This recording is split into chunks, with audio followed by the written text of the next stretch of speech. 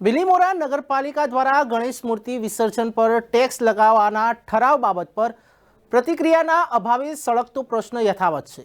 ત્યારે બિલીમોરાના હિન્દુ સંગઠનનો આગેવાનો દ્વારા શ્રી ગણેશ મૂર્તિ વિસર્જન પર ટેક્સ ઠરાવ બાબતે અણગમો દર્શાવીને પ્રશાસનના નિયમો પર ફરી પ્રશ્નો ઊભા થઈ રહ્યા છે। વિશ્વ હિન્દુ પરિષદના આગેવાન હિરેનભાઈ શાહ અને દક્ષિણ ગુજરાતના મિની સોમનાથ ઓળખીતા બિલીમોરાના સોમનાથ મહાદેવ મંદિરના મહાદેવભાઈ વ્યાસ મુખ્ય પૂજારી સાથેની વાતચીતમાં હિન્દુ ધર્મના પુનરુત્થાનને બદલે અધોગતિ કરવાની ચિંતા વ્યક્ત કરવામાં આવી છે। મારું નામ મહાદેવભાઈ ભગવતી પ્રસાદ વ્યાસ છે। સોમનાથ મંદિરમાં લગભગ મારા પપ્પા પછી હું 12 વર્ષથી સેવા કરું છું। અમારી 3 પેઢીની સેવા લગભગ 70 વર્ષનો ગાળો આ ક્ષેત્રમાં ભગવાન શિવની સેવા કરવામાં પરિપૂર્ણ થયો છે। હિન્દુ ધર્મના પ્રતિનિધિ તરીકે આજે આપણે નગરપાલિકાનો એક સળગતો પ્રશ્ન અત્યારે ચર્ચામાં ચાલે છે કે નગરપાલિકા દ્વારા ગણપતિ વિસર્જન સમયે મૂર્તિઓની પ્રતિમાની સાઇઝ એટલે કે ઊંચાઈ પ્રમાણે એનો ટેક્સ વસૂલવા માટે જે પણ ઠરાવ બહાર પાડવામાં આવેલો છે 170/2023-24નો, તો તે ઠરાવથી ધાર્મિક લાગણીઓ કેટલી દુભાઈ છે કે એક પ્રતિનિધિ તરીકે તેમને આ વિષય ઉપર શું કહેવું છે તે થોડુંક આપણે જાણીશું।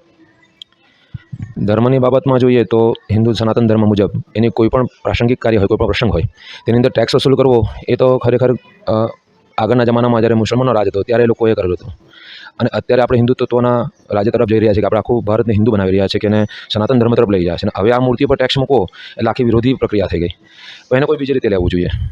મહારાજની જે કહેવાની વાત છે તે ખૂબ સત્ય છે। આપણે આપણી સંસ્કૃતિના વારસાને અત્યારે બોલવાની જે વાત કહેવાય તે પ્રમાણેનું આ દ્રશ્ય દેખાઈ રહ્યું છે। એક બાજુ આપણા પીએમ નરેન્દ્ર મોદીજી આપણા દેશને સાંસ્કૃતિક વારસાનો ઇતિહાસ છે તેને પુનર્જન્મ કરાવી રહ્યા છે, તો બીજી બાજુ નગરપાલિકા દ્વારા આ જે પગલું લેવામાં આવી રહ્યું છે તે ખૂબ કઠોર ગણી શકાય।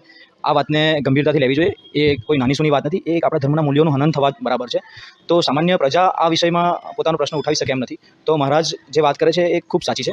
હિરેનભાઈ પોતાનો પરિચય આપશે, કેટલા વર્ષોથી એક હિન્દુ સંગઠનની અંદર જોડાયેલા છે તે વાત કરશે અને અત્યારના નિર્ણય ઉપર કેટલાક પોતાના મંતવ્યો જણાવશે, તો આપણે જાણીશું। હિરેનભાઈ, હું છેલ્લા 25 વર્ષથી વિશ્વ હિન્દુ પરિષદ આપણે જે હિન્દુ સંગઠન ચાલે છે તેમાં છેલ્લા 25 વર્ષથી કાર્યરત છું। બિલીમોરાની તેમજ નવસારી જિલ્લાની જવાબદારી પણ નિભાવી છે। તો આ વખતે અમારી મૂંઝવણ એક એવી છે કે મેં કોઈ દિવસ 25 વર્ષના ઇતિહાસમાં એવું નથી જોયું કે ગણપતિ વિસર્જનના માટે નગરપાલિકા દ્વારા કે પ્રશાસન દ્વારા કોઈ પણ રૂપિયાનો વહીવટ ખર્ચો લેવામાં આવ્યો છે। જે પણ ગણપતિ મંડળો છે એ સ્વૈચ્છિક રીતે પોતાની યથાશક્તિ પ્રમાણે આપણે વહીવટી ખર્ચા આપે જ છે, પણ તેમ છતાં પણ આ વર્ષે નગરપાલિકા દ્વારા એક ઠરાવ પાસ કરવામાં આવ્યો છે કે ભાઈ 5 ફૂટની મૂર્તિના આટલા પૈસા, 10 ફૂટની મૂર્તિના આટલા પૈસા। તો એવું શા માટે?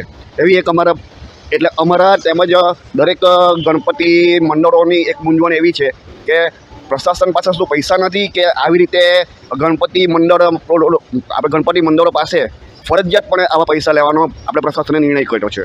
રાય લેવામાં તો એવું છે કે આ વખતે બિલીમોરામાં જ્યાં વિસર્જન થાય છે તે ઓવરઓ થોડો ડેમેજ છે, એના માટે પ્રશાસને 4 વખત શાંતિ સમિતિની આપણે બેઠક રાખી અને અમને ઉપસ્થિતિના માટે આમંત્રણ પણ આપ્યા, પણ સંજોગોવશાત પ્રશાસને છેલ્લો એવો નિર્ણય લીધો કે ઓવરઓ ડેમેજ છે તો ભાઈ 5 લોકો કે 10 લોકોને જ અંદર આપણે એન્ટ્રી આપીશું, બાકીનું બધું આપણે બાકીના બધા મંડળો બહાર ઊભા રહેશે અને વારાફરતી વિસર્જન કરવામાં આવશે।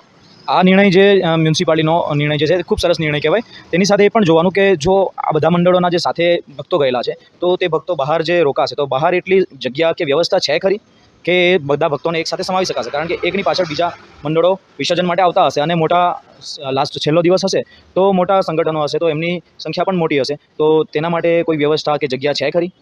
ના, જગ્યામાં તો એવું છે કે જગ્યા તો ઓછી જ પડશે, પણ પ્રશાસન દ્વારા એવી વ્યવસ્થા કરવામાં આવી છે કે વારાફરતી એક મંડળ જાય અને એક મંડળને પછી ધીમે ધીમે કરીને બહાર કાઢીએ કે જેના લઈને કોઈ અવ્યવસ્થા ના ઊભી થાય।